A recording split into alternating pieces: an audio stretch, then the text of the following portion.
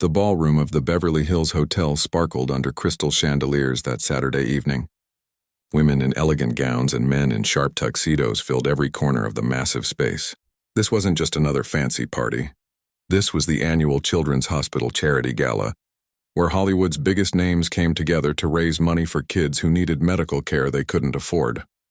Waiters moved smoothly through the crowd, carrying trays of champagne and appetizers. Soft classical music played in the background, barely audible over the sound of laughter and conversation. Everyone who was anyone had shown up tonight.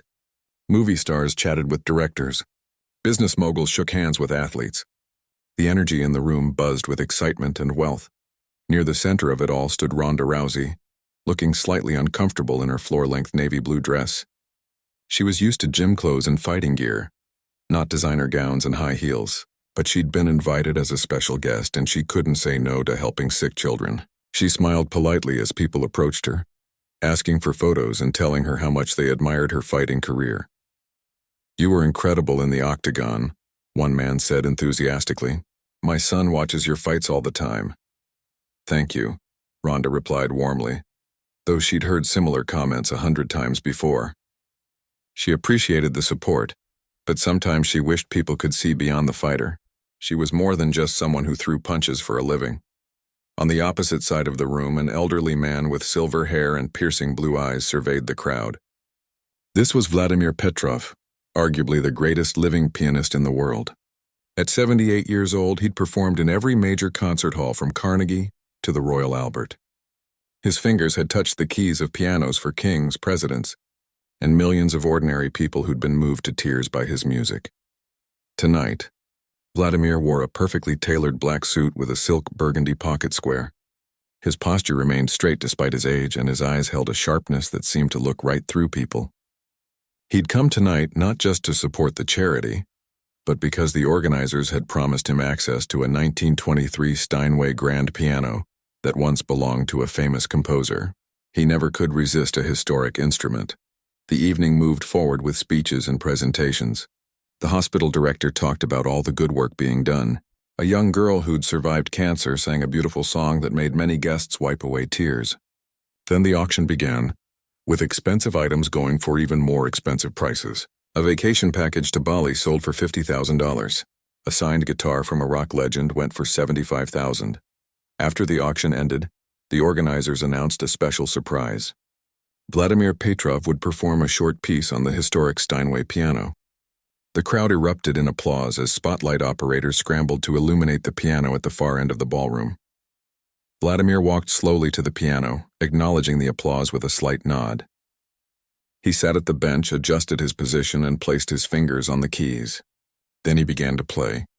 The room fell completely silent. His fingers moved across the keys with the grace of someone who'd spent 70 years mastering their craft.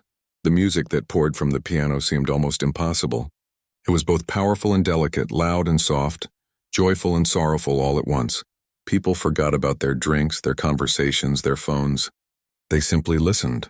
Ronda found herself captivated. She'd heard classical music before, of course, but never like this. Never this close, this real, this alive.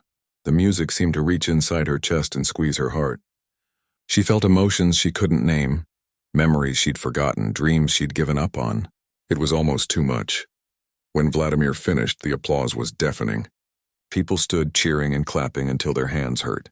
Vladimir stood and bowed, then raised his hand for silence. The crowd quieted, curious about what he might say. "Thank you," Vladimir said, his accent giving his words a musical quality. "But I did not come here tonight just to play for you. I came here with a different purpose," the crowd murmured with interest. What could the great maestro want? "Music," Vladimir continued, "is not something that belongs only to musicians. It belongs to everyone. It lives inside all of us, waiting to be discovered. Tonight I want to prove this to you." He scanned the room slowly, his eyes moving from face to face. People shifted nervously, hoping they wouldn't be called upon. Then his gaze stopped. He was looking directly at Ronda. "You," he said, pointing at her, "the fighter. Come here." Ronda's eyes widened. She looked around, hoping he meant someone else. But no, he was definitely pointing at her. The crowd turned to look, and suddenly hundreds of eyes were on her face. "Me?" she asked, her voice barely carrying across the room. "Yes, you. Come, play the piano for us." Nervous laughter rippled through the crowd. This had to be a joke. Ronda Rousey, the woman who'd made grown men tap out in the UFC playing classical piano.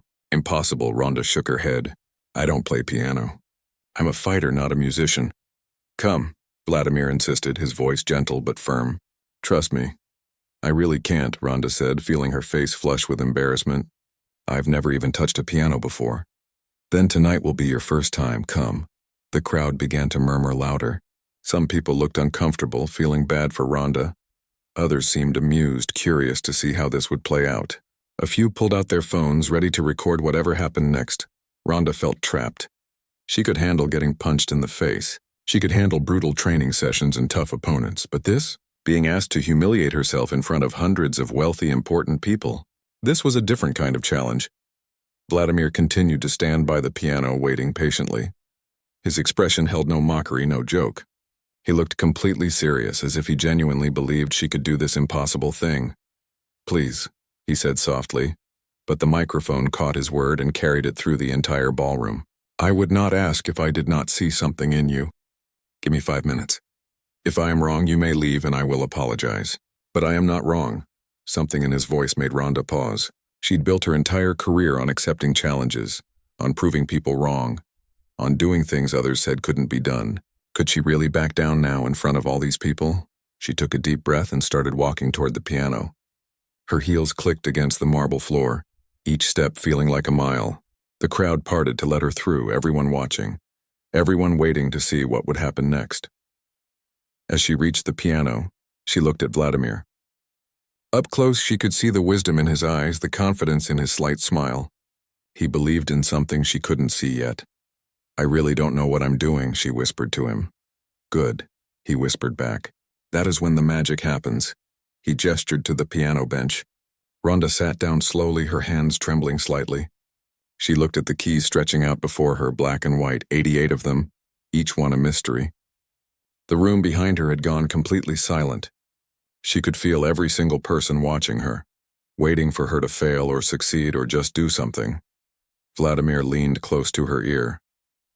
Close your eyes, he said softly, and listen to what I tell you. Ronda closed her eyes as Vladimir had instructed. Her heart pounded so hard she was sure everyone in the ballroom could hear it. She'd fought in front of thousands of screaming fans before, but somehow this felt more terrifying. In a fight, she knew what to do. Her body understood violence, understood competition, but this was completely foreign territory.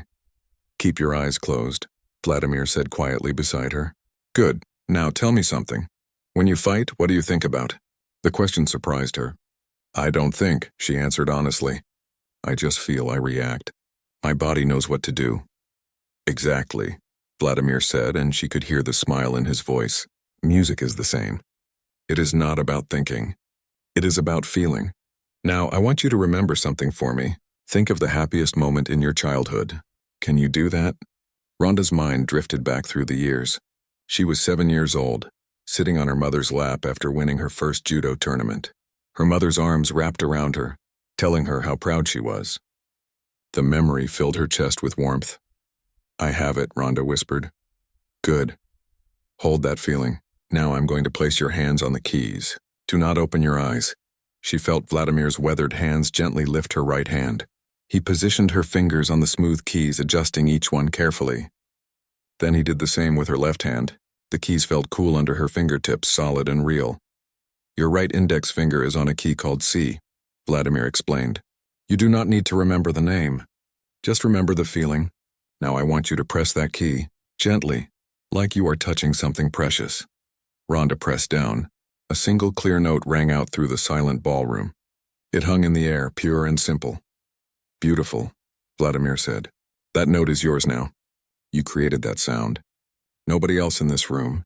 Just you. How does it feel? Strange, Ronda admitted. But not bad. Now press the key next to it with your middle finger. She did. Another note slightly higher. And the next one, another note. Then another. Vladimir guided her through a simple pattern. Just 5 notes going up and then back down. Up and down. Up and down. After the 3rd time, Ronda found her fingers remembering the pattern on their own. Keep going, Vladimir encouraged. But now think about that happy memory again. Let it fill your fingers. something strange began to happen. As Rhonda replayed the memory of her mother's embrace, her fingers seemed to respond. The notes came out softer, gentler, more tender. She wasn't just pressing keys anymore. She was expressing something. Yes, Vladimir said. Yes, you feel it now, don't you? Rhonda nodded, afraid to speak and break whatever spell was forming. Now I will show you something with your left hand. Keep your right hand playing that pattern. While her right hand continued the simple up and down melody, Vladimir positioned her left hand lower on the keyboard. He had her press 3 keys at once. The sound that came out made Rhonda gasp. It was richer, fuller, like the difference between hearing one voice and hearing a choir. The combination of her right-hand melody and her left-hand chord created something that sounded almost real, almost like actual music. Do not stop, Vladimir said. I am going to step away now. You are playing alone. Panic fluttered in Rhonda's chest, but she forced it down. She'd faced that panic before, in the seconds before a fight started. She knew how to breathe through it, how to let her training take over. Except this time she didn't have training. She just had this moment, these keys, and a strange old man who believed she could do something impossible. She kept playing. The simple pattern continued, right hand dancing up and down, left hand providing a foundation. It wasn't complicated. A child could probably learn it in an hour. But to Rhonda it felt like performing surgery or landing a plane. It required every bit of her focus. Now, Vladimir's voice came from somewhere behind her. Think of a sad memory, something that hurt you. Rhonda's fingers faltered for a moment. She thought about losses in the octagon, about injuries, about relationships that fell apart. She thought about the times she'd felt completely alone, completely defeated. The notes coming from her fingers changed. They became heavier, slower, more deliberate. Several people in the audience shifted, surprised by the change in tone. Even playing just 5 simple notes, Rhonda had somehow managed to convey a different emotion. You see? Vladimir said, his voice filled with wonder. You see what you can do? This is not about technical skill. This is about truth. This is about being human. And you, Ronda Rousey, you are very human. Your whole life you have expressed yourself through fighting. But music is another language, and you are speaking it right now. Tears formed behind Rhonda's closed eyelids. She didn't understand why she was crying. Maybe it was the stress. Maybe it was the beauty of what Vladimir was saying. Maybe it was the shock of discovering she could create something beautiful instead of just destroying opponents. Open your eyes, Vladimir said gently. Rhonda opened them and looked down at her hands, still moving across the keys.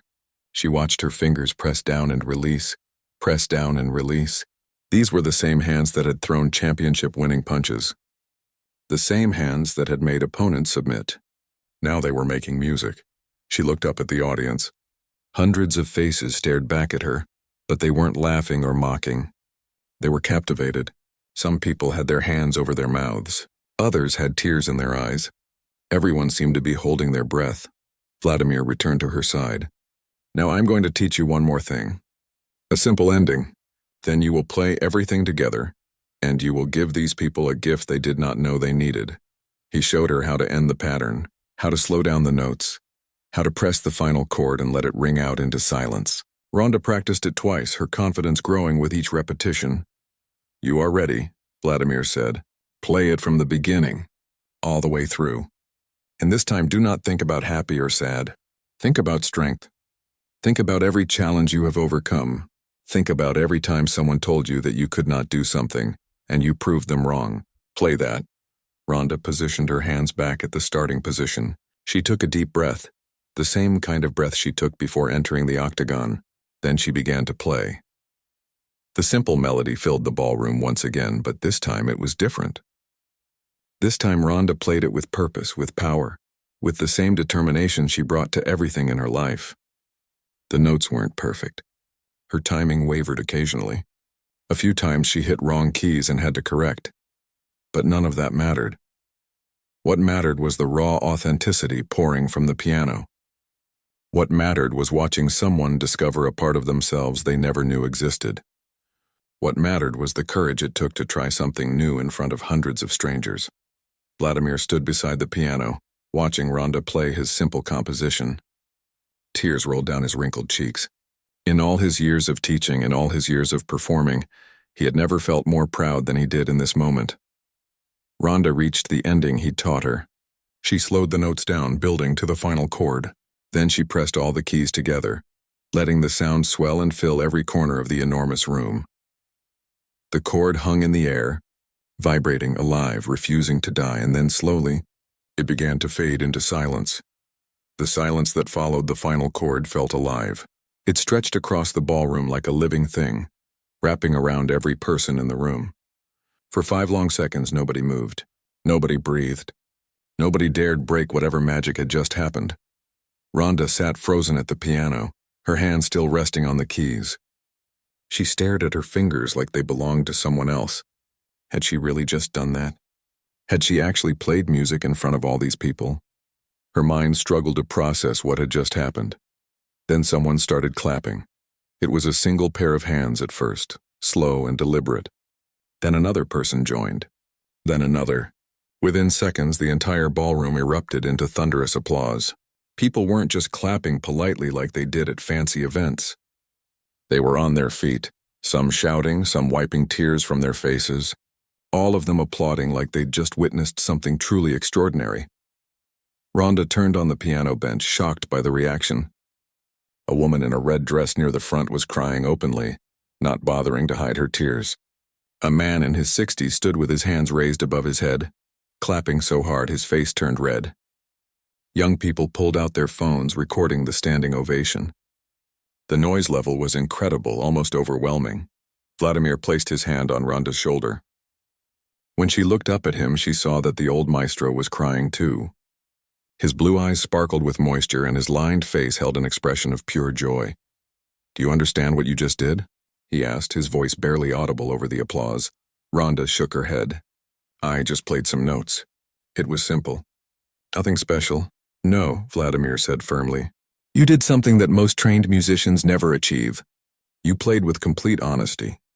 Every note carried real emotion. People did not hear technique. They heard truth. They heard your soul." The applause continued for what felt like forever. Rhonda stood up from the piano bench, unsure what to do. Should she bow? Should she wave? In the octagon, she always knew how to react to victory. But this wasn't a fight. This was something entirely different. Vladimir gently took her hand and raised it high like a referee declaring a winner. The crowd roared even louder. Cameras flashed. People cheered. Rhonda felt dizzy, overwhelmed by the intensity of it all. Finally, after what must have been 2 full minutes, the applause began to fade. People slowly returned to their seats, still buzzing with excitement. Conversations broke out everywhere, everyone wanting to talk about what they'd just witnessed. "That was incredible," a woman said to her husband near the back. "I've been to hundreds of concerts and I've never felt anything like that." "Did you see her face?" someone else said. She had no idea she could do that. It was completely real. A famous movie director stood with a group of actors, shaking his head in amazement. "That's what I try to capture in films," he said. "That moment of genuine discovery. That raw emotion. But you can't fake that. You can't act that. What we just saw was completely authentic." Vladimir led Rhonda away from the piano, giving her space to collect herself. They stood near a tall window overlooking the hotel gardens, away from the crowd. Rhonda's hands were shaking. She pressed them together, trying to make them stop. "I don't understand what happened," she said quietly. "I just followed your instructions. I pressed the keys you told me to press." "You did much more than that," Vladimir replied. "You trusted me. You trusted yourself. And you let yourself be vulnerable in front of all these people. That takes more courage than any fight." Rhonda thought about that. He was right. In the octagon, she wore armor of confidence and aggression. She built walls around herself, made herself seem invincible. But at that piano, she had no walls. She had been completely exposed, completely open, and somehow that had created something beautiful. "I have a story to tell you," Vladimir said, settling into a chair near the window. "Please, sit." Rhonda sat across from him, grateful for the chance to calm down. "When I was a boy in Russia," Vladimir began, "my grandmother lived with us. She was a hard woman, made tough by difficult times. She worked in a factory, raised 5 children alone after my grandfather died in the war. She never smiled much, never showed softness. We all thought she had no gentleness in her at all." He paused, looking out at the dark gardens. "Then one day, when I was practicing piano, she walked into the room. She was 60 years old. She stood there listening to me play, and I saw something strange in her eyes. Tears. I had never seen my grandmother cry. She asked me if she could try. I was shocked. I had known her my entire life, and I never knew she had any interest in music. What happened? Rhonda asked, drawn into the story. I showed her one simple song, just a few notes like I showed you tonight, and when she played it, something broke open inside her. She sat at that piano and cried for an hour, playing those same simple notes over and over. Later, she told me that when she was a young girl before the war, before all the hardship, she had dreamed of being a pianist. But life took that dream away from her. For 40 years, she buried it so deep she almost forgot it existed. Vladimir's voice grew thick with emotion. She played piano every day after that, until she died 5 years later. She never became skilled. She never learned complicated pieces. But she played those simple songs with more feeling than most professionals I know. Music gave her back a part of herself she thought was lost forever. Rhonda felt tears building in her own eyes. That's a beautiful story. It is a true story, Vladimir corrected gently. And tonight I saw the same thing in you. When I looked at you across that ballroom, I saw someone who has spent her whole life being strong, being tough, being what others needed her to be. But I also saw someone who had never given herself permission to be soft, to be creative, to make something beautiful. So I gave you that permission. But why me? Rhonda asked. Why not someone else? Because you were brave enough to say yes, Vladimir answered simply. Many people in that room could have accepted my challenge, but they were too afraid of looking foolish, too worried about failing. You walked to that piano even though you were terrified. That bravery is rare. That bravery is precious. They sat in comfortable silence for a moment. The party continued behind them, but it felt distant now, like it belonged to a different world. Can I tell you something? Rhonda said quietly. When I was playing, something weird happened. I forgot I was in front of all those people. I forgot to be scared. For those few minutes, I was just completely present. Just me and the music and nothing else. I've only felt that way a few times in my life. That is called flow, Vladimir said. Athletes know it. Artists know it. It is the feeling of being completely absorbed in the moment. It is one of the most beautiful experiences a human can have. I want to feel it again, Rhonda admitted, surprising herself with her honesty. Vladimir smiled, a warm, genuine smile that transformed his entire face. Then you will. That is the gift music gives to those who are brave enough to pursue it. Not fame, not applause, but those moments of pure presence, pure connection, pure truth. Across the ballroom, people were still talking about the performance. A few guests approached Vladimir and Rhonda, wanting to express their amazement, wanting to thank them for the experience. Rhonda handled the attention better now, more comfortable with what had happened. But in the back of her mind, she kept thinking about Vladimir's grandmother, about dreams buried and then rediscovered, about the courage it takes to try something new at any age, about the unexpected gifts that life sometimes offers when we're brave enough to accept them. She looked down at her hands again.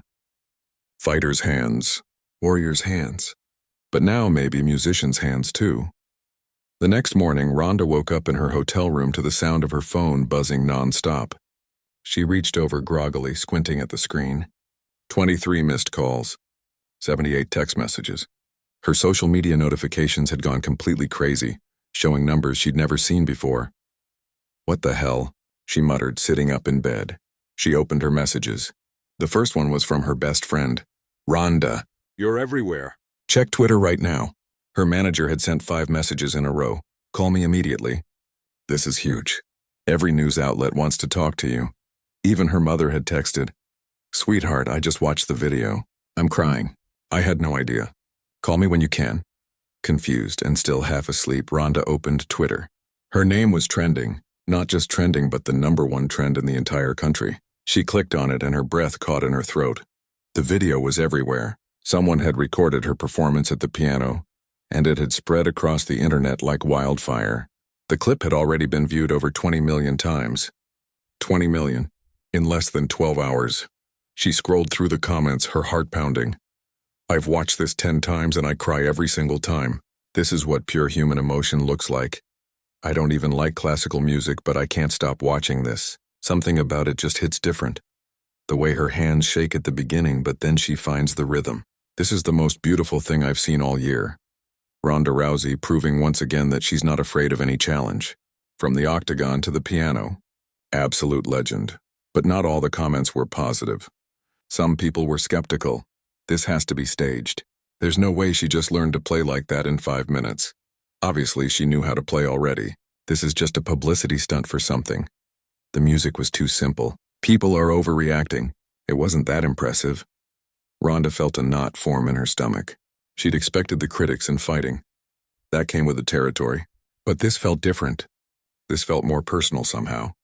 She'd been genuinely vulnerable last night, and now strangers were dissecting every moment, questioning her authenticity.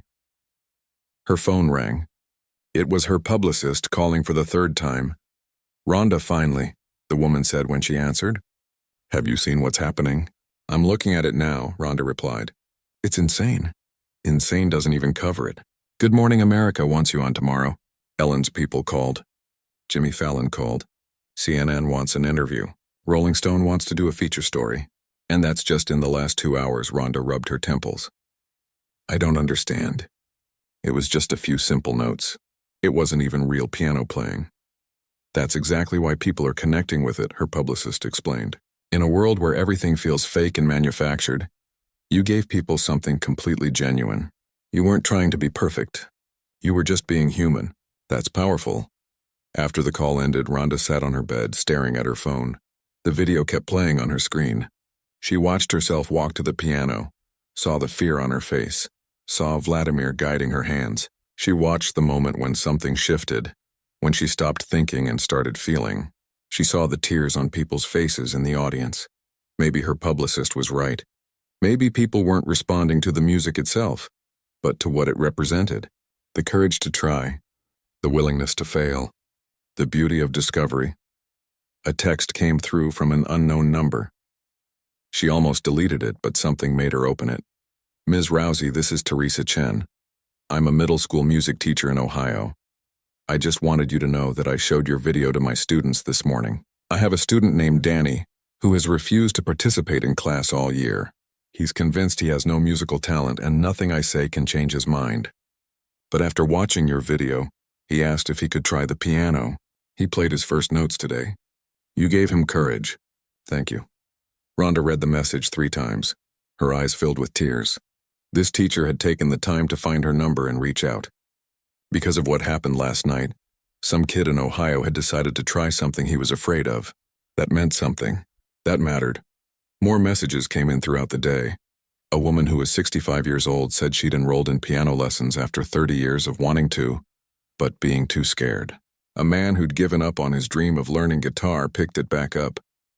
A teenage girl who thought she wasn't creative enough for art class decided to give it another chance. The video kept spreading. It jumped from 20 million views to 40 million. Then 60 million. News outlets ran stories about it. FC champion discovers hidden talent, one headline read. The moment that made the internet cry, said another. Ronda Rousey proves it's never too late to try something new, declared a third. But amidst all the attention, Ronda found herself thinking about something else entirely. She couldn't stop thinking about those keys under her fingers. The way the notes had felt coming out of the piano, the strange peace she'd experienced while playing.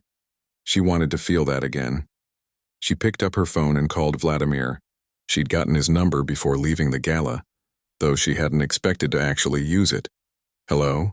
His accented voice came through clearly. "Vladimir, it's Rhonda. I hope I'm not bothering you."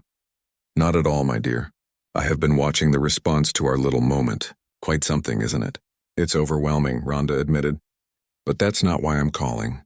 I was wondering would you be willing to give me actual lessons? Real ones. I want to learn to play for real." There was a pause on the other end. Then Vladimir's voice came back warm with emotion. "I would be honored. But I must tell you, I am not taking new students anymore. I am too old, too tired. But for you, I will make an exception. Not because you are famous. Not because of what happened last night.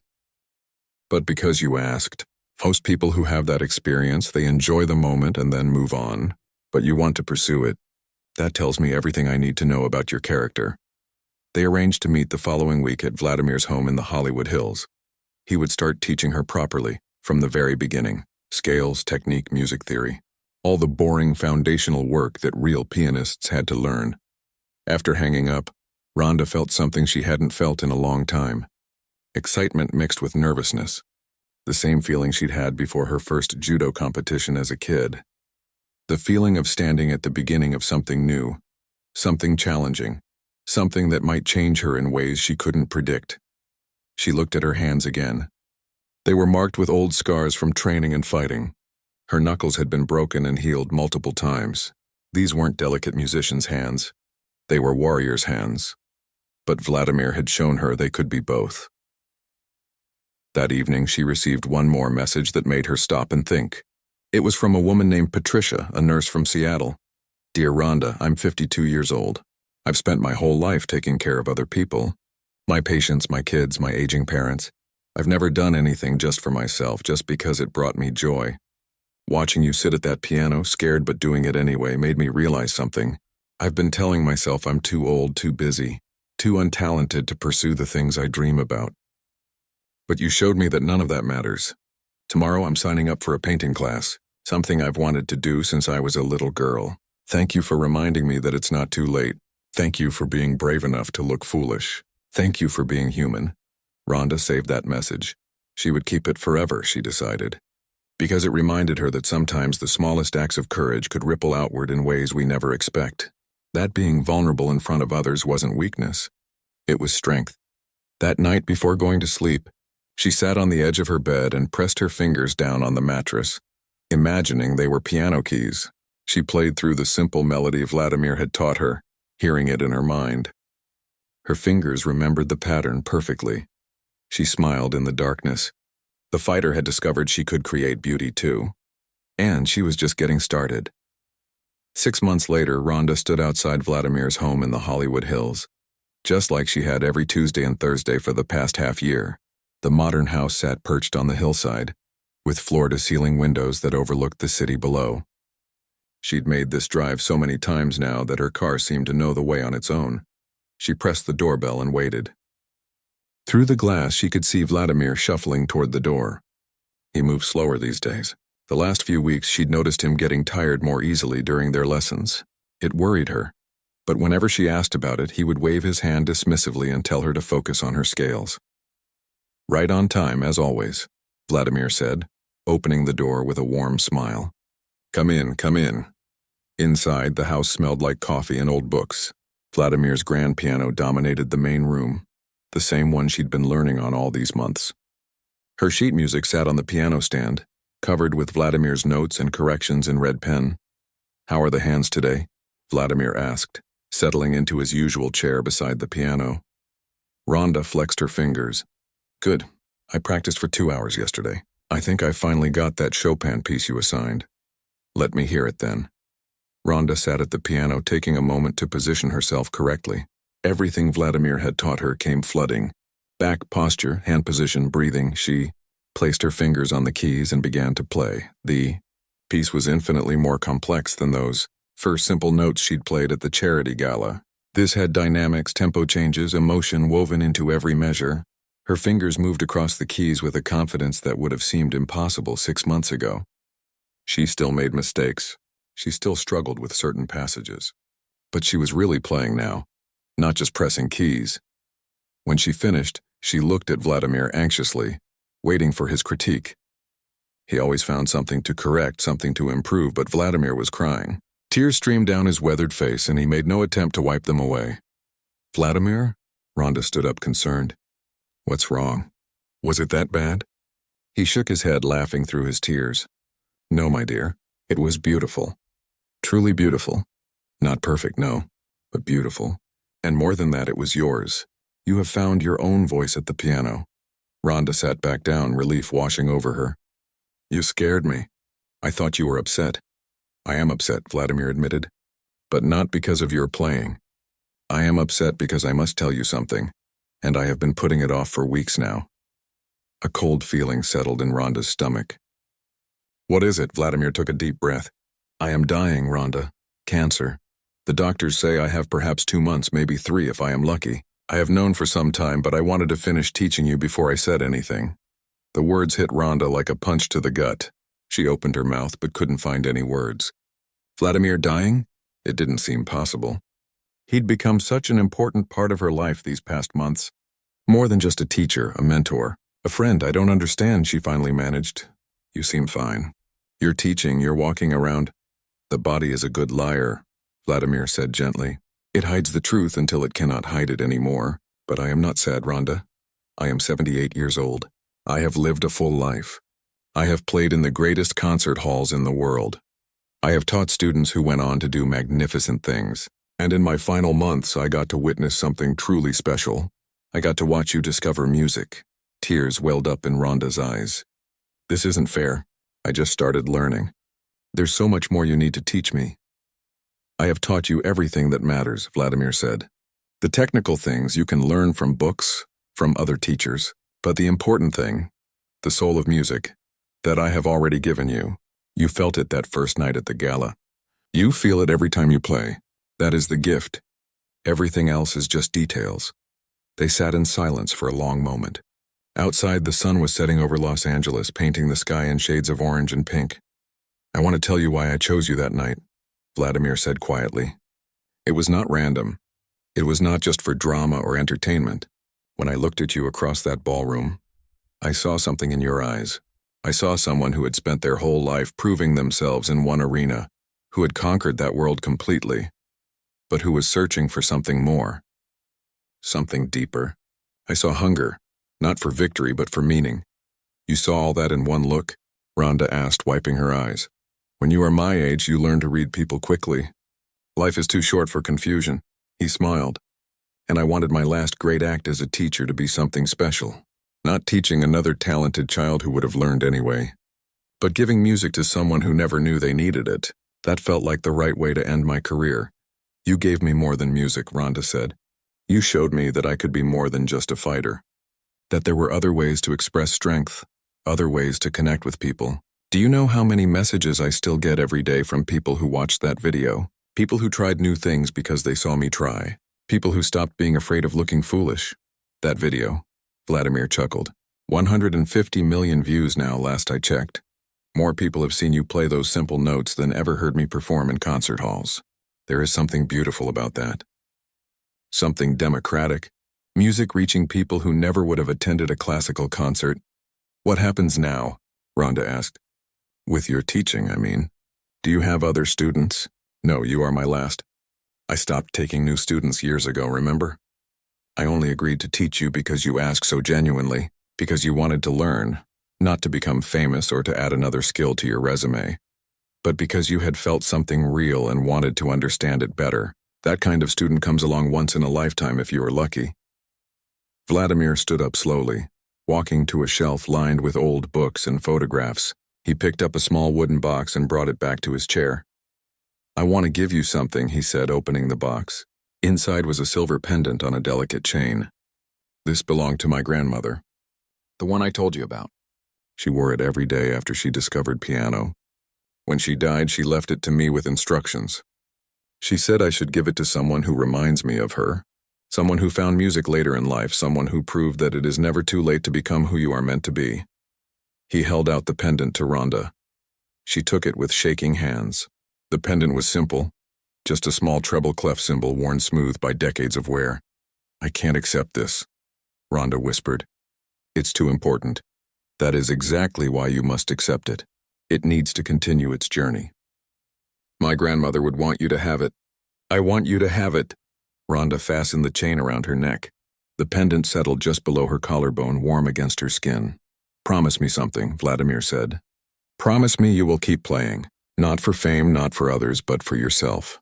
Promise me you will remember that music is not about perfection.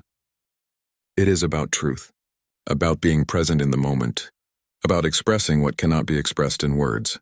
I promise, Rhonda said, her voice breaking. Good. And promise me one more thing. When you have learned enough, when you feel ready, teach someone else. Pass it forward. Find someone who never thought they could make music and show them that they can. That is how this gift survives. That is how we beat death, not by living forever, but by giving something that outlives us. I promise that too. Vladimir leaned back in his chair, looking satisfied. Then I can rest easy. My work is complete. They spent the rest of the evening playing together. Vladimir at his chair, calling out instructions and encouragement. Rhonda at the piano, pouring everything she felt into the keys. They played until the sun had fully set, and the lights of Los Angeles sparkled below like a million earthbound stars. When Rhonda finally left that night, she stood in the driveway for a long moment. Looking back at the house, she touched the pendant at her neck, feeling its weight, feeling the history it carried. 2 months later, Vladimir passed away peacefully in his sleep. The music world mourned the loss of a legend. Concert halls held tribute performances. Famous pianists shared stories of his influence on their careers. But Rhonda mourned him differently. She mourned him by playing. Every single day she sat at the piano she'd bought for her home and played the pieces he'd taught her. She played for him, for his grandmother, for everyone who'd ever discovered something beautiful within themselves that they didn't know was there. And 5 years later, when Rhonda was invited to speak at a youth center for at-risk kids, she brought a keyboard with her. At the end of her talk about perseverance and courage, she did something unexpected. She called a shy girl to the front, a teenager who'd been sitting in the back with her arms crossed, looking like she'd rather be anywhere else. "Have you ever played piano?" Rhonda asked her. The girl shook her head. "Good," Rhonda said, smiling. "Then today is the perfect day to start." And as she guided the girl's fingers to the keys, teaching her those same simple notes that Vladimir had taught her years ago, Rhonda touched the silver pendant at her neck. The gift was continuing its journey exactly as it was meant to.